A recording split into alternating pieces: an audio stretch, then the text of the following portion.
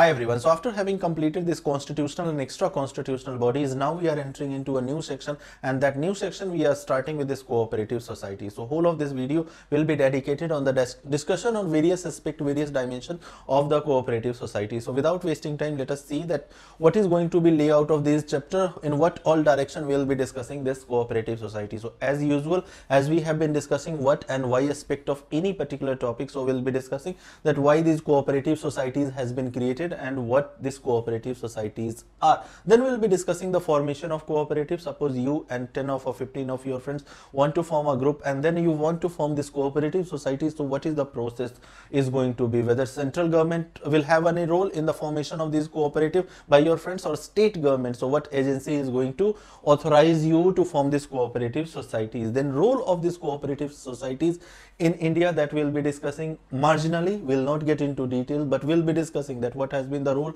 of these cooperative societies in India's developmental story, especially in rural India's growth, economic growth. What has been their contribution? Today we have more than 3.5 lakhs of the cooperative societies across the India. So we'll be looking at that how this cooperative societies has propelled the growth of this Indian economy, right? And which finally pressed government to have this 97th constitutional amendment 2011, and we had this fundamental right? You had this 19(1)(c), which was amended to include this word cooperative, right? And you had this DPSP. So why government was compelled to grant this constitution, recognize this institution constitutionally, and why right to form these cooperatives was put under this part 3 of Indian Constitution, which is justiciable. So that we'll be looking into, and then finally we'll be discussing the 97th Constitutional Amendment, the provisions of 97th Constitutional Amendment 2011, and then state control. So this is going to be little important, that why this question that we'll be raising in this section, that why state control. See, the functioning of cooperative societies are known for their democratic control, for their autonomous functioning. So if the very principle, the very basic tenet of this cooperative societies is this autonomous functioning or democratic control, then why there is a state interference? And interference, if it seems to be a strong word, then you can say that state regulation. So why a state is regulating when 15 or 20 people or 100 people or 1000 people are cooperatively or voluntarily basis forming an organization? What is this necessity of state regulation? When you are talking about minimum government and maximum governance, then in that situation, why you are interfering? What is the necessity of state regulation, and what is the necessity of state interference? So on all these dimensions we'll be discussing this cooperative societies, and as usual there are few MCQ that has been appended at the end of this video that I will expect you to attempt. So without wasting time, let us move to next slide and let us start discussing that what is this cooperatives. Now here on the screen you can see these two words, that is cooperative societies, right? If you split this two words cooperative societies into cooperative and societies, right? So cooperation among the society, cooperation among the society for what? Cooperation among the society to achieve certain common economic goals, certain common developmental agenda, in which interest of all the people who are participating in that group or who are participating in that event, right? So there is a common objective, or there is common development goal, there is common economic purpose. Can be anything, purpose, just it's just that the purpose would be common, purpose of all the people who are going to participate in this societies, right? The societies that we are referring here, it is not that the society that we keep referring into sociology subject, but this cooperative societies has been given a legal recognition, right? So cooperatives, that will discuss that how this cooperative society has been given a legal recognition, right? So you have it these two words into the constitution as well in part 3, part 4, and into the schedule 7 list 2 entry number 32 as well. You have mention of these two words, right? So we were trying to understand that what is this cooperative society. To better understand, although by now, by understanding this literal meaning of cooperative plus society, by now you already would have clarity that what is this cooperative society. But let us take an hypothetical example to better understand this cooperative societies, right? Although there has been experiments as well into a successful experiment of this cooperative society, but to make you understand, let us take an example. Suppose you happen to be a vegetable, you are not a IAS aspirant, you are not a UPSC aspirant, you happen to be a vegetable grower into a villages, right? So plucking season, or the fruits or the vegetable that you had grown 2 months back or 3 months back, that had grown, that has ripened, and and now it is the plucking season, right? It is the harvest season. So every morning you wake up at 4 or 5 p.m. you pluck those flowers, you pluck those fruits, you pluck those vegetables, gather that 100 quintal or suppose 50 kilo or whatever amount, right? And then you go to Mandi, nearby town, and there you negotiate with the trader, and after negotiating, right, you settle the amount, you sell that amount and take the money and come back. And that is going to be everyday affair for next 15 or 20 or whatever the harvest season has been, right? And like you, there are hundreds of farmers in the same village, and they also follow the same process. They pluck the vegetable, they pluck the fruits into the morning for 2 hours, then they do the public transport, and after that they go to the town, they deal with the trader, take the money and come back. And that is going to be, as I told, everyday affair for next 20 or 30 days, whatever the harvest season is going. So here let's try to understand that what you guys are losing when you are working independently, when you guys are working solely, right? What you are losing. So here, loss of manpower, right? Loss of manpower, high cost. And then when you go to the mandi, you do not have the good bargaining power, because you guys are dealing with that trader one by one. Then you do not have that bargaining power. So your bargaining power is also low. But try to understand the second situation. Suppose a learned man, now you become IAS aspirant and you visit that village and you suggest a few people, you gather 10 or 15 people, and then you suggest them that, hey guys, why don't you do one thing, why don't you guys form an association, and that association divide the work depending on the capacity, depending on the skill, right? You divide this work among different people, right? Somebody in the morning, okay, you pluck the vegetables, and that can be done independently. But after plucking, let us take 4 or 5 people, assign them this responsibility to these 4 or 5 people of the collection. So all you guys gather at one place at 7 a.m. or 8 a.m. and do the collection. Thereafter, suppose all you guys, again, you are using this public transport, so huge cost was involved. So 100 of the farmers can gather 5,000 or 5,000 rupees, and then you can go for you can buy a vehicle, a chota hathi you can buy by investing 4 or 5 lakh. So you will have own vehicle. Thereafter, you divide depending on the capacity, that okay, you will be looking into the accounting function. So these 4 or 5 people will be going by this chota hathi, they will be going to the mandi, and when they will be dealing now with that trader, your bargaining power will be high, because earlier every farmer was coming alone, right? Some had 50 kilos, some had 150 kilo, some had 500 kg. So dealing with them, the traders dealing was an easy job, but now it is not going to be the easy job, because you guys are united now, right? So the bargaining power will also be high. With the time, when the more number of grower or more number of farmers, then you will need administration as well, that who are the people who will be looking into the administration. If the size further, and here I have taken the example, see, when you are forming the cooperative society, and this society can be given a legal recognition, right? You can apply to the corporate, this cooperative registrar of the cooperative in the state, right? And you can have the legal recognition to this entity, this and that legal entity will be called, right? So far it was a group, right? But when legal entity, after following the prescribed procedure, when the registrar of the cooperative societies has given you approval, this will be called a legal entity, and you can call it a cooperative society. Later on, the work can be, so here the example that I have given you is from agriculture, right? This example can be implemented in various sectors as well. So you can pool the money. Here you have pooled what? You have pooled your vegetables, you have pooled some amount of a resource as well, that is money as well. But you can have an agriculture bank as well, right? So to promote the saving, what you can do is that, suppose there are 1,000 people or 2,000 people in your villages, right? So you can propose there as well that, okay, well, let us have 5,000 every month, or 2,000 or 1,000 every month from each family, and let us form a bank, right? And depending on the need, necessity, because you guys are local, all the guys would be local, and they would be aware about the problems of each and every person, right? So that amount can be at required time, this amount can be loaned to any member, and you can design the module of those loan and all these things. So my whole point was that it's not that the example that I have given you of agriculture, it's not that the cooperative societies can be formed only into the agriculture sector. You have this white revolution, we have this white revolution, and white revolution was what? Ultimately an experiment of this cooperative society. What was this experiment of Amul, or what is this experiment of Sudha, right? Sudha, you might not be knowing these. This is again a milk revolution, right, or milk entity, right, like much like Amul or much like Mother Dairy that we do have in NCR, right. Amul does have presence all over India, right. Milk, this Mother Dairy does have presence in NCR mostly, then Vita as well, you have this in Haryana and NCR, then you do have some agency like Nandini. If you go into south in Tamil Nadu or Bangalore, right, there you have this Nandini. So what these agencies were ultimately these agencies which were responsible for bringing this white revolution, or rather the product of white revolution, which made India #1 into this milk production for some time, right. This was nothing but the experiment of this cooperative society at the end of the day. So if you are pulling your milk, right, it can be a milk bank. If you are pulling your land, it can be made a agricultural bank, right. If you are pulling any of the economic resources, then you can form a bank, right. That group can be formed, that group can, you do have, for example, we do have this urban cooperative bank, UCB, and these rural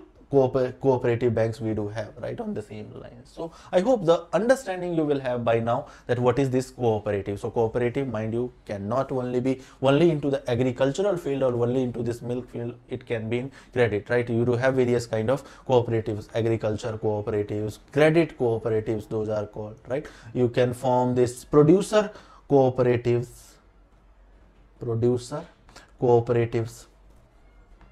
then you can have consumer cooperatives, which will protect consumers' interests, consumer cooperate. So these kind of cooperatives you can have, and how these cooperatives run, right, by shared responsibility, by membership, by open membership. You have people coming voluntarily, right, nobody is forcing, you have people coming voluntarily and they are forming this group, and this group, when given this legal recognition by prescribed process, that group will be called cooperative societies, right. So let us move to the next slide.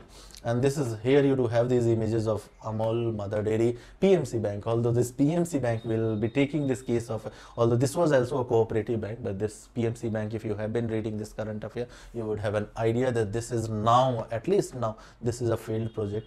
Means RBI is already looking into this PMC affair. Lakhs of people lost their money, right. So why, when we'll be discussing that why state regulation is necessary into affairs of this cooperative society, so there we'll be taking this example of PMC, that if the state does not regulate these things, you have these kind of things happening. Amul and Mother Dairy or Sudha or Nandini, right, or Vita, these are successful projects of the cooperative society, and there are lakhs of projects which are running in form of this cooperative society, which are a successful model, but you do have various kind of PMC like models as well, and that's why we will be arguing that it is because of these failed projects that state regulation is necessary.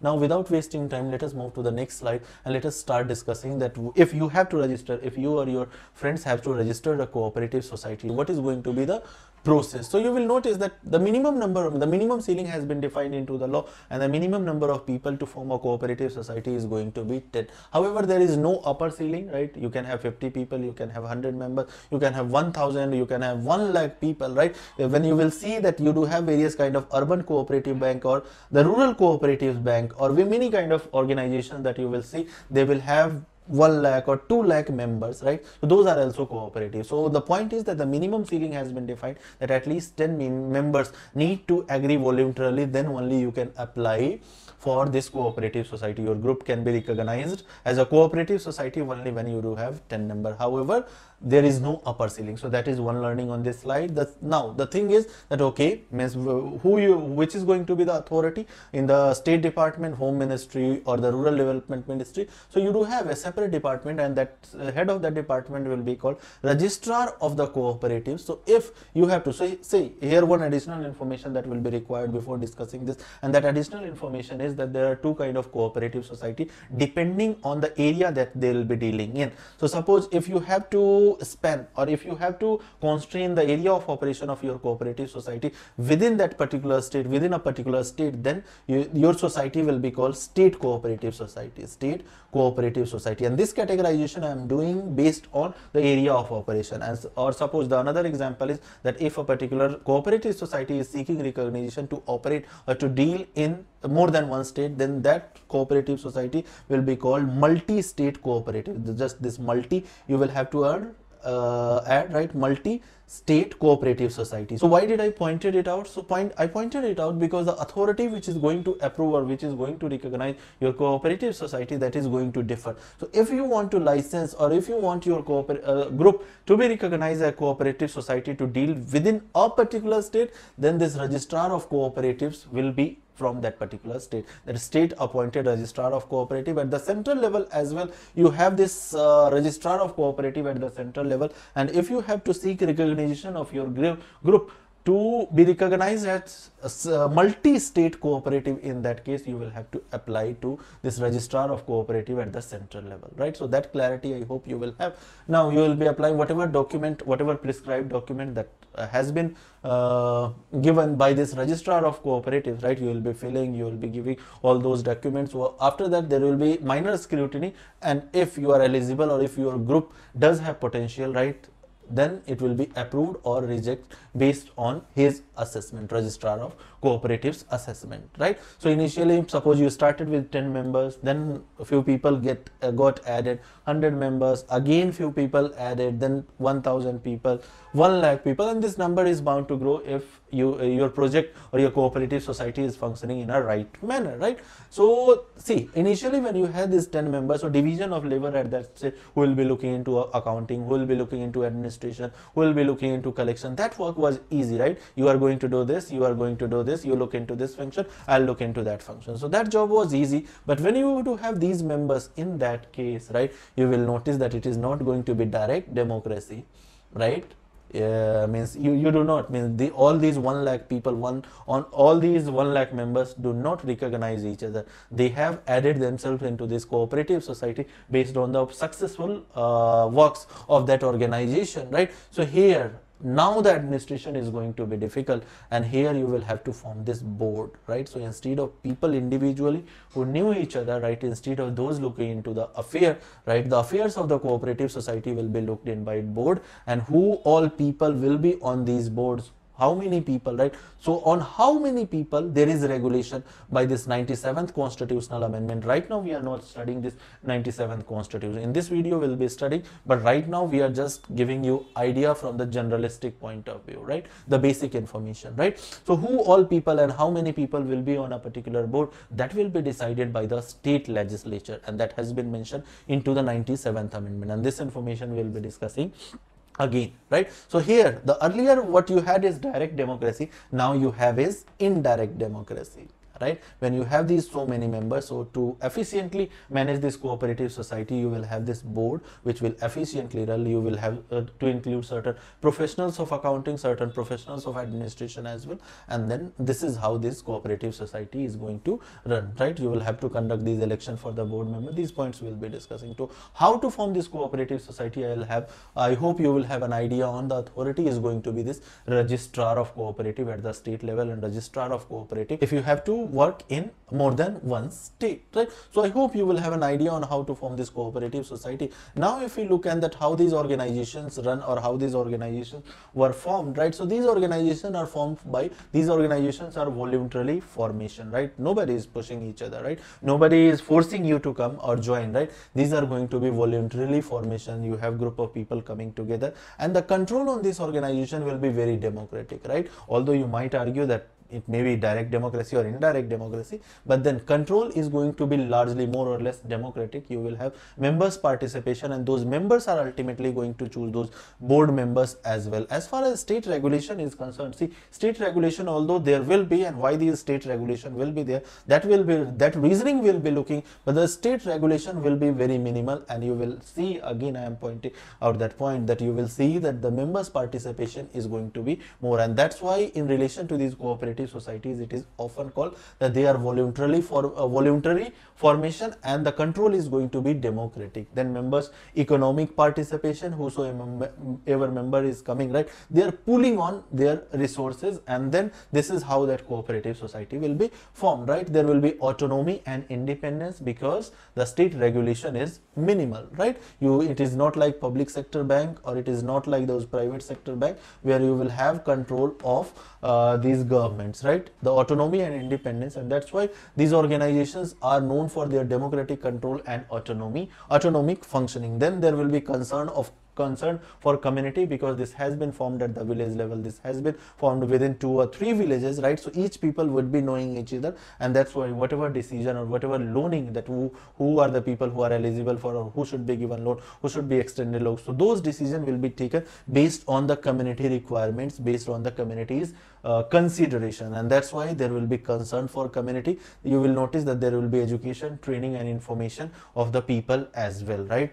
How to do the saving, right? How to do the investment, where to invest. So all those education, all those training, all those information will be provided to the members. So all these points are nothing, all these points are features of this cooperative society, and these are the terminologies that you will have to remember whenever you are writing a mains answer regarding this cooperative society, regarding the cooperative societies functioning, right? So these are voluntarily formation, these the control here is democratic, there will be autonomy in functioning. So all these kind of terminologies that you will have to remember while describing the features of the cooperative society. So I hope about the features of cooperative society you will have clarity on. Now if you notice the role or the contribution that these organization, cooperative society, has played into India's development story, you will find that these organization, this cooperative society has immense role to play into India's economic growth, or especially the rural India's economic growth. It has generated employment, it has been responsible for the balanced regional development,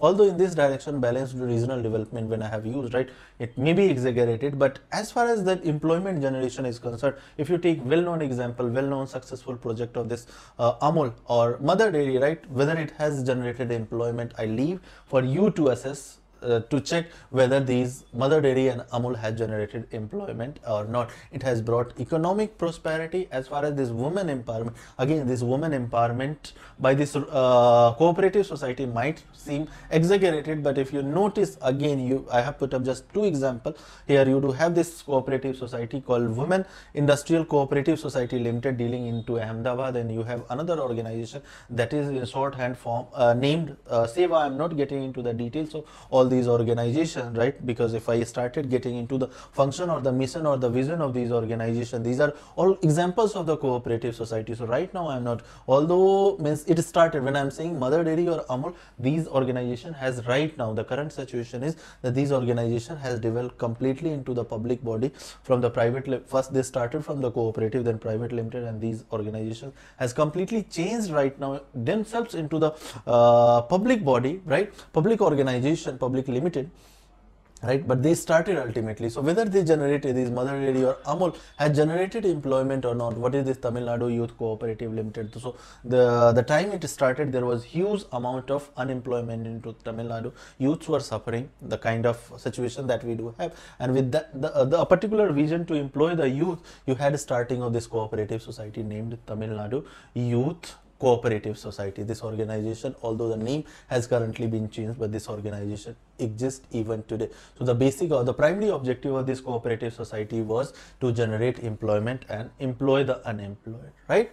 So that was the very same objective, the Mother Dairy, to bring Mother Dairy or Amul, to bring economic prosperity into the lives of the farmers, right? And at the same time it generated employment as well. As far as these 2 cooperative examples that I have taken, cooperative society example, these are largely responsible for women empowerment. If I discuss these the vision of this organization or the work done by these 2 organizations, especially in Ahmedabad, this organization is also started its operation from the Gujarat itself, and primarily they employ these people who are widow, not people, right, women only, and who are widow, who are destitute, who are very poor. So these kind of ladies belonging, or the females belonging from these kind of background, right, they empower them, they skill them, and thereafter they provide them job, ultimately dignifying their life, right? So you then you do have agriculture development as well, it has contributed, right? So you do have various kind of credit cooperatives which does provide credit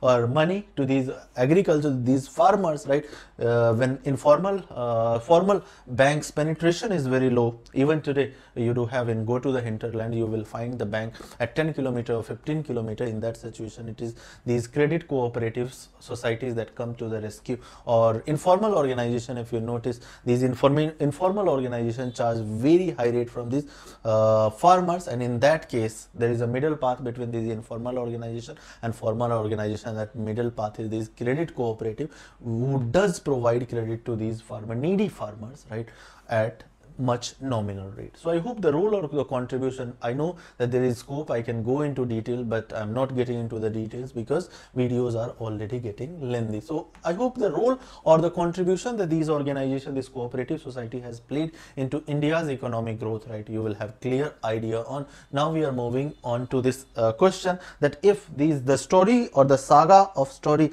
of these cooperative society has been so powerful or so successful, then why the state regulation is necessary? If state regulation or state interference is generally, especially in this modern economic world, when we are talking about this minimum government and maximum government, state interference, words like state interference or state regulation, even although state regulation is a mild word in relation to this state interference, but even state regulation by capitalist societies like USA or European country, even state regulation is considered as stigma in economic terminology, right? So why state regulation, when the success story of these organization which has been run in a democratic fashion, if the success story in generating employment, in bringing the economic prosperity to the lives of people, in improving the lifestyle, giving the dignity, when the success story of these organization is so huge, right, why the state regulation is necessary? So please try to understand. If you do not have state regulation, you will find that you will have situations like this. I don't know how many of you have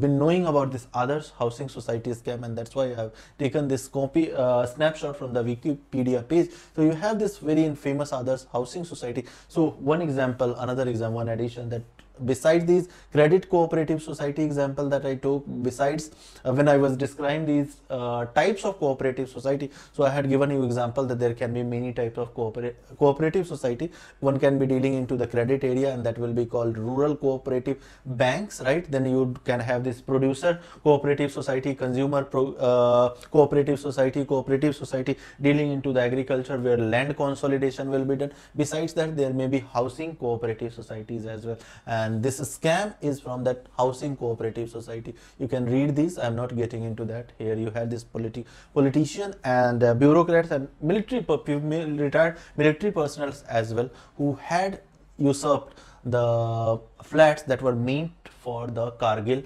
widows, right? So that detail I am not getting into. Then you have cooperative society scam. So if my whole point is that if state do not regulate, then in that case you will have these kind of scam. Now why there will be scam? So the example, if you remember, we already had taken that initially cooperative society may start from 100 members, it can start from 10 members. Thereafter, if the cooperative society objectives are successful, then these 100 may be turned into lakh, this lakh may turn into 10 lakh, and thereafter you will have to form this board, right? For the efficient functioning, for the well management of that cooperative society, you will have to form board, and thereafter onto that board, who are the people who are going to take management decision, who are the people who are going to take policy decision, how administration will be done, if the money is coming, right? If it happens to be a credit cooperative society, if money is coming through the deposits, what money should be given into the loan, what money means, what will be the portfolio of that money, who is going to decide what will be done with the surplus, whether that with surplus investment should be made or it should be given as a dividend to all the members. So who will be taking all these policy decision or day-to-day administrative decisions? So that will be taken by these board members. Now how these board members will be coming from? So they will be coming from this election, right? You will have to hire this various kind of professional, accounting professional, CAs you will have to hire, then managers you will have to hire, right? So from direct rule, when you have these 10 members, now you have this elected board, right? And in that case, you are going to become from Switzerland, right? That is, I'm referring to the direct democracy. Now you are becoming this India, where you do have this indirect democracy. Even now, the members control is there, but members control is indirect right now. And when you do have inclusion of various professional, when you do have inclusion of various kind of manager or chartered accountant, right, you will notice. And when you have these kind of boards, although on one hand it brings efficiency, it brings good management practices, it brings knowledge with itself, these kind of boards, but there is chances of corruption as well, right? And the members, mostly these cooperative society, if you notice, cooperative society is operational area primarily into the villages, because in cities you do have these formal banks, and that's why the presence of these cooperative society mostly, I'm not saying that in Delhi or in Mumbai or in Kolkata you do not have these cooperative society, rather the banks, the cooperatives bank that we do have, those are already known as urban cooperatives. So I'm not ruling out the fact that in urban areas or in large urban center you do not have cooperative, but largely these cooperatives are limited their operation into the rural areas. And in rural areas people are economically, they may be economically sound, but as far as economic knowledge or investment knowledge, in that terms they are poor, right? They are disadvantaged, they are handicapped in terms of literacy. So they might not have an idea that which board or which society, right, cooperative society I should be joining, and at which time I should be withdrawing money. So to ensure that management of the company or management of that cooperative society runs on the efficient line, and to protect the interest of these poor, not so literate, right, members, it is necessary that state comes into the picture and it regulates. Although the state regulation, as I already pointed out, should be minimum, but state is necessary, right? Their involvement is necessary to protect primarily the interest of the poor people, the way into the mutual fund. Now I hope you will have an idea on that why state regulation is necessary. Now we are moving to the next slide to discuss that what are the constitutional provision, in which part of the constitution these cooperative societies are, or the word cooperative societies or cooperative is mentioned. So you do have these three places, part 3 of Indian Constitution, in which this word cooperatives was added by an amendment called 97th Constitutional Amendment.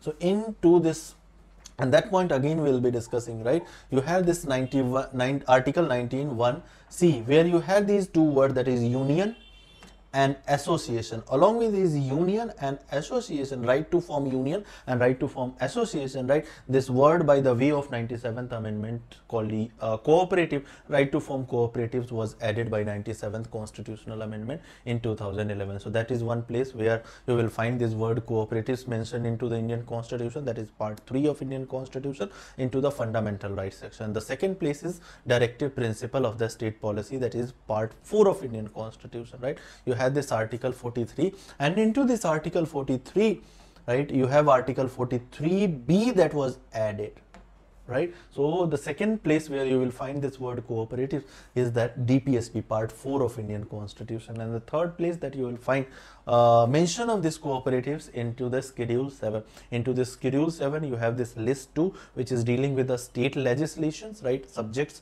on which state can legislate, and in that list 2 you have this entry number 32, and in that entry number 32 it has been mentioned that state will legislate on the matters of cooperative. So this is going to be a point, right? If a question is raised or question is resigned into the prelim, that who is empowered by the constitution, which whether parliament or state is empowered to legislate onto these cooperatives, so it is the state which has been empowered, right? So I hope in what places, at what places this word cooperatives or cooperative societies has been mentioned into the Indian Constitution, you will have an idea on. Now if I discuss about this 97th Constitutional Amendment, what changes that this 19th Constitutional Amendment brought into the Indian Constitution, or what are the things that were added, removed or amended by this 97th Constitutional Amendment. So you will notice that there are three things, right? The first thing is that you will have addition of this part 9B of Indian Constitution,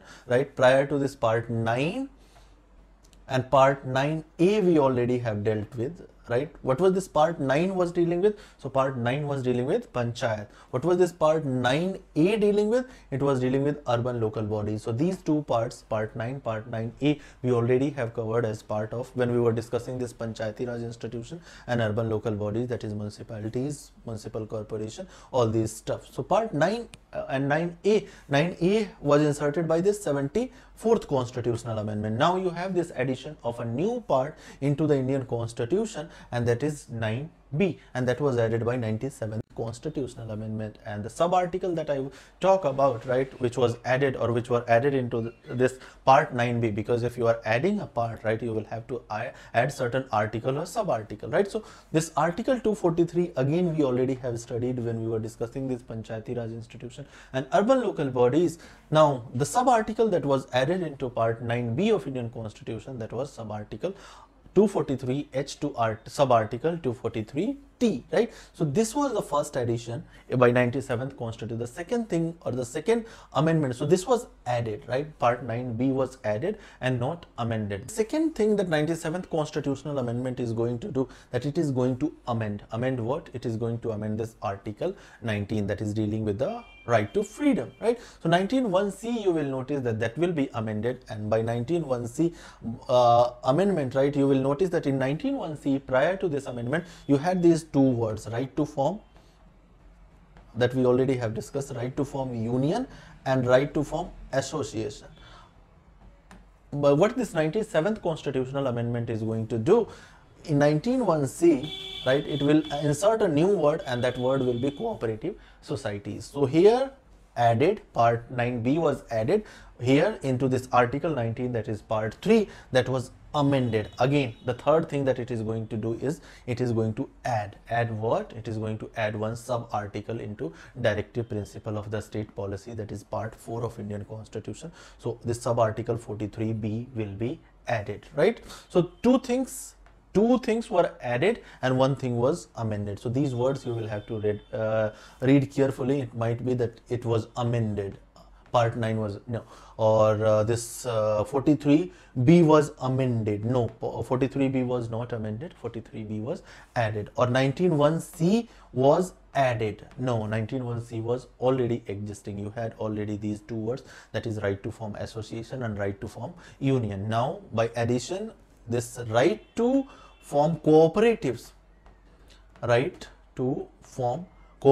becomes fundamental right by this addition, by this amendment, right? So I hope these clarity or these constitutional changes that 97th Constitutional Amendment did to the Indian Constitution, you will have clarity on. Now what we will be doing is that we will be studying these sub-articles that was added into part 9b of Indian Constitution, and what are the provisions that is contained into sub-article 243ZH to ZT one by one, right? And that these points are going to be very important for your prelims. So I hope you will have an idea on that what changes this 97th Constitutional Amendment did. Now we are delving into these sub-articles, that is 243H to 243T.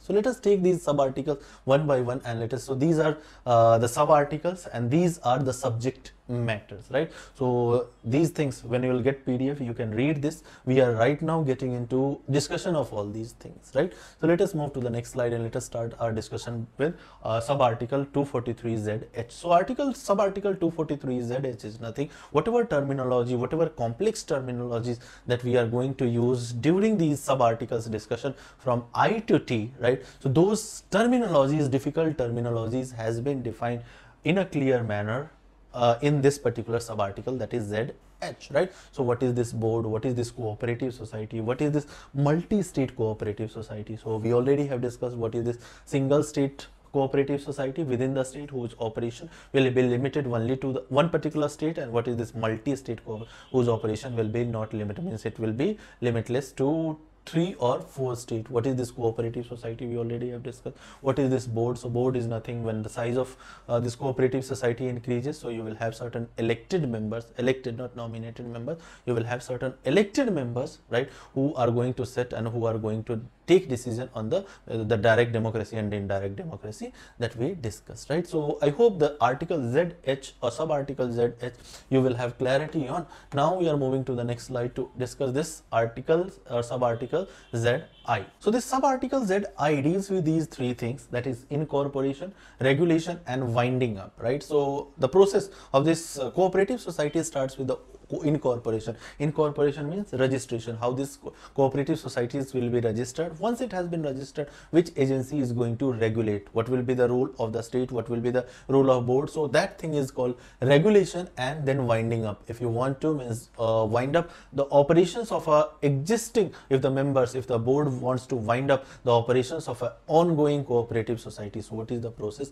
that will happen for this winding up, right? So all these things has been dealt in this article ZI. And who does have been given this right to form that how this cooperative society in a particular state will be incorporated, how it will be regulated, and how it will be why. So that will be decided by a legislature of the state, right? So here the confusing thing that in prelims can be changed it, that it will be decided by the state government. No, it will not be decided by the state government, but the decision on the incorporation, whatever law that will be designed relating to the incorporation or regulation or the on the winding up, that will be designed, that will be legislated by the state legislature or not the government, right? So ZI deals with these three things, that how incorporation of cooperative society, how regulation of the cooperative society, and how the winding of running cooperative society will happen, and that right has been given to the state legislature. The state legislature will come up with a law mentioning all these things, right? So I hope you will have an idea on ZI.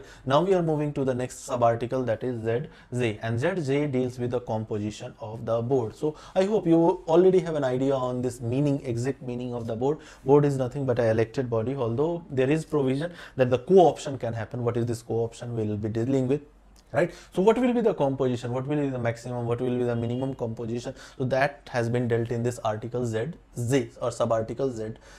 So here you have this number of sub directors on the board. Again, how many members you will have on the board, a particular cooperative society that has been formed, right? So on that, and if it has a significant size, if it has 10,000 or 20,000 members, right, and that cannot be ruled directly, in that case there will be formation on the board. Now on that particular board there will be 10 member or 15 member or 20 member. That right has been given, that through a law, again the state legislature will be deciding that a particular cooperative society that has been registered by the registrar of the cooperatives, right? So how many directors will be on that board, right? How many members on that board will be there? That will be decided by a state legislature, by the law, again not the state government. However, in the same constitutional amendment, 97th constitutional amendment, right, the maximum ceiling has been defined, that the maximum size of board cannot exceed 21, right? So that has been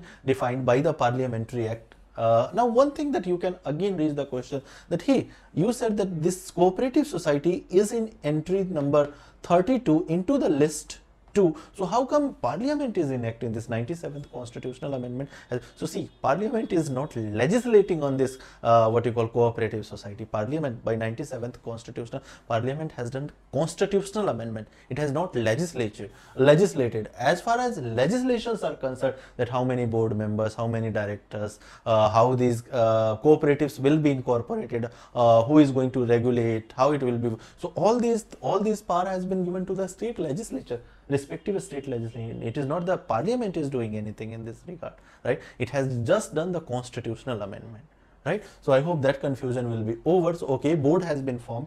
How many members, how many directors there will be, that will be decided by the state legislature. Now, is there any reservation, concept of reservation into these boards? So yes, there is concept of reservation to protect the interest of minority, to protect interest of the weaker section, not minority, weaker section of the society, right? So you will notice that you will have one seat reserved for SC and ST and 2 seats reserved for the women, right? So if the suppose a state cooperative society has been said that okay, on your panel you will have 15 members. So out of that 15 member, 1 seat for SC, 1 seat for ST community, and 2 seats for the women will remain reserved. As far as terms, so election of the board will happen. Now that particular board will remain operational for how many years? So that board will remain operational for these 5 years. As far as the composition of boards is concerned, right, there will be option of co-option as well.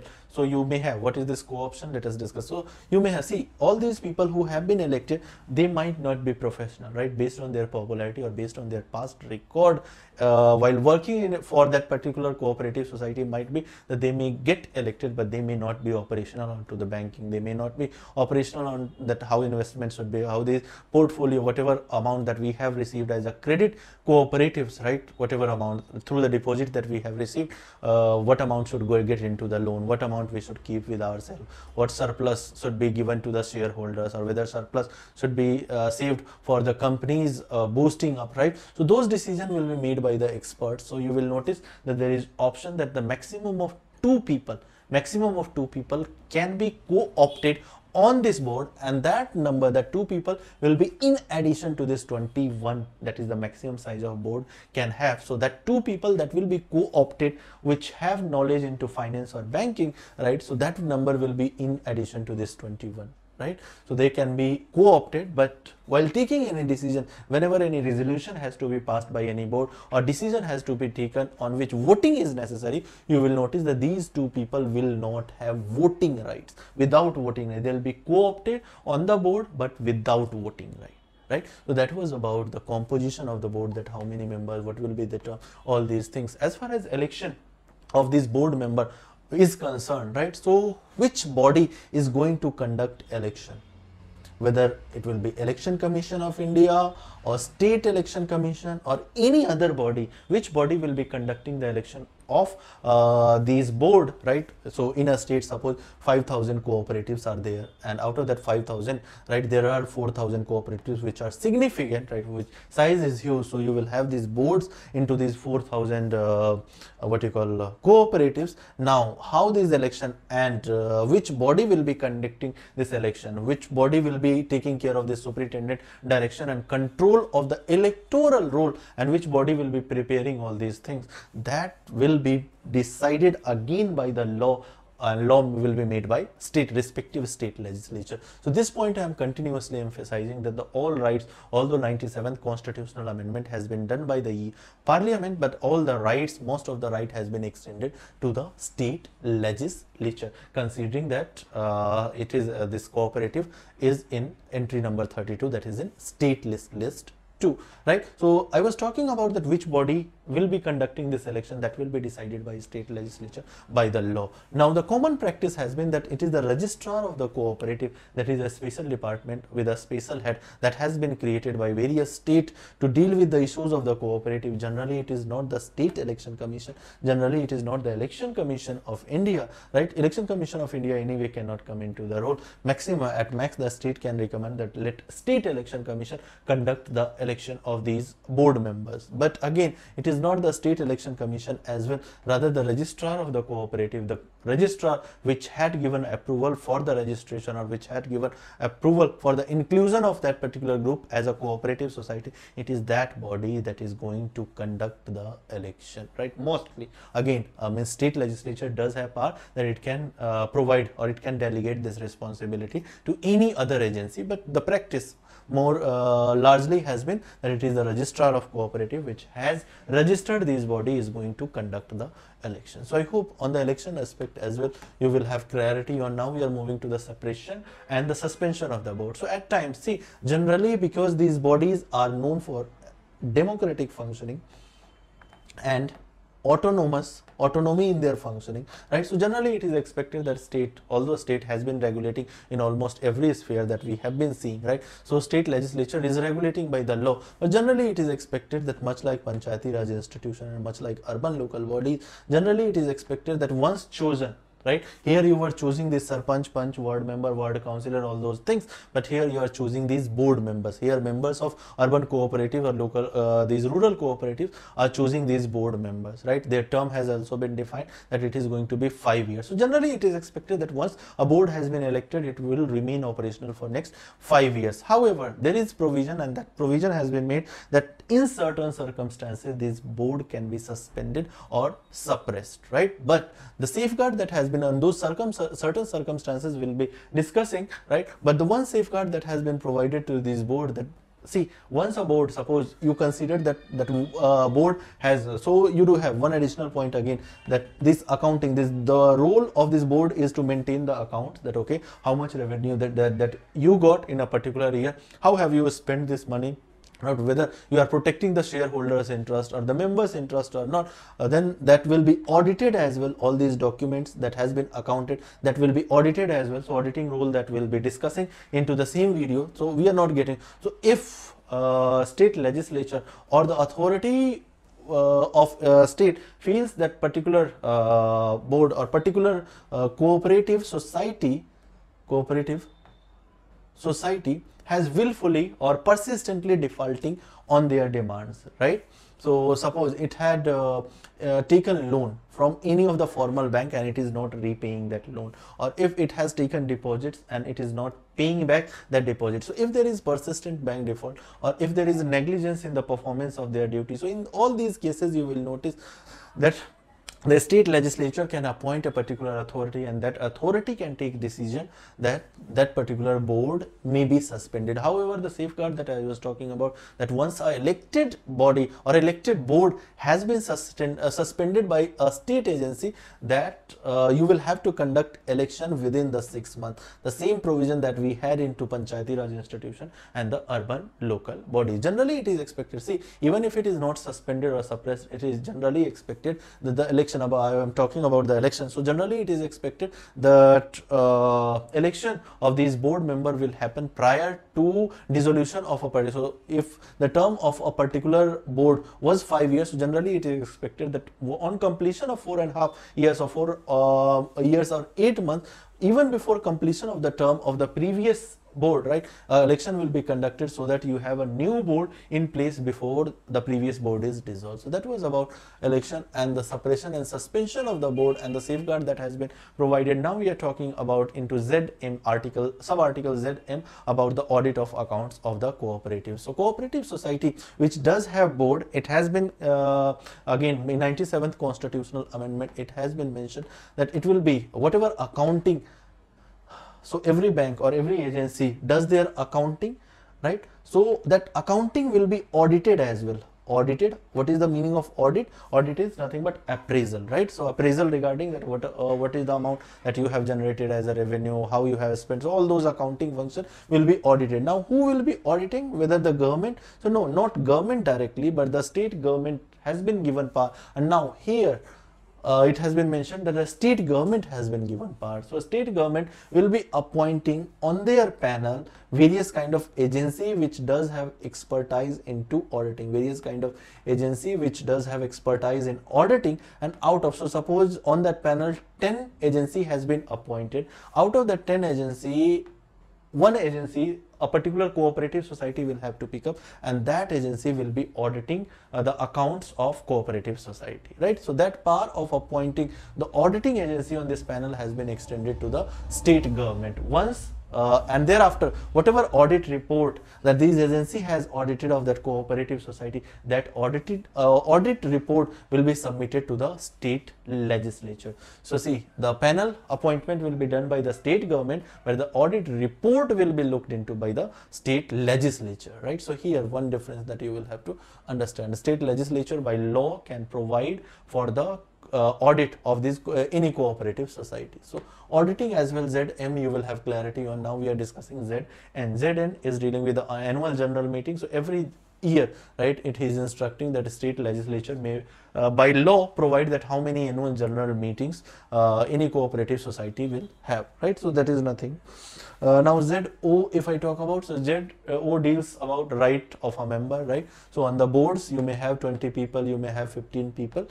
Now it is the right of every member of that cooperative society, every 1 lakh member, every 90,000, whatever the membership of the cooperative society. So it is the right of every member to obtain all the information regarding accounting, all the information that how this organization, how a cooperative society will function. So a state legislature may again provide by a law that every member should get access, and in what format, with what amount of data, right, should be given access to each member, that will be decided again by the state legislature through a law. right? So regarding the rights of the cooperatives, right of the member towards the cooperative, you will have an idea on. Now ZP, so ZP deals with the returns, right? So every cooperative society, so you do have, as a individual citizen, we do file income tax returns. Similarly, organizations also do file their returns, income tax returns. So similarly, these cooperative societies are also commercial entities, right? So at large level, they are also commercial entities. So they also are supposed to file the return, and that has been mentioned into ZP, right? So I hope on the returns point as well, you will have clarity on. Now we are moving to this ZQ, deals with the offenses and penalties. So if in any event, if cooperative society is violating any kind of rule, what offenses or what penalty will be imposed on that cooperative society? So for example, audit report was supposed to be submitted, and state government has made a law that audit report, every cooperative society has to submit audit law within the 6 months of the completion of the particular financial year. Now if a cooperative society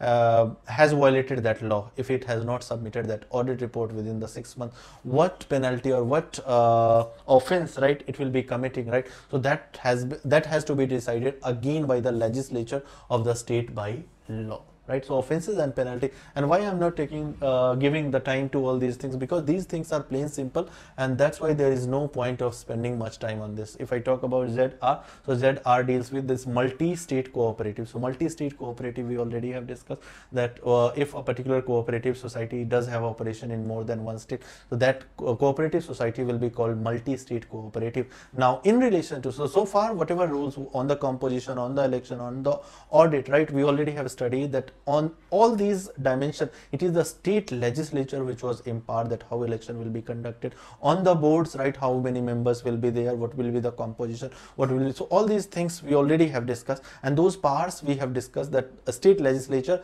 had those powers. But that was in relation only to the single state cooperative, the cooperative that was dealing within that state, right? But as far as multi-state cooperatives are concerned, on all those front, it is the parliament that will be making law in relation to the multi-state cooperatives, right? So that was about this ZR. Now we are moving to the next sub-article, and 243 ZT. So 243 ZT deals with the continuance of existing law. So see, this 97th constitutional amendment came into effect into this year, that is 2011. But even before this year 2011, you have various kind of regulation by the states, various states, whatever cooperative. It's not that the cooperative society came into existence into 2011. It's just that the constitutional status or the constitutional recognition, right? You have this article 91A in which this amendment was done. Then 43B was added. So all these things was done into 2011. But cooperative society was functioning even before 2011, right?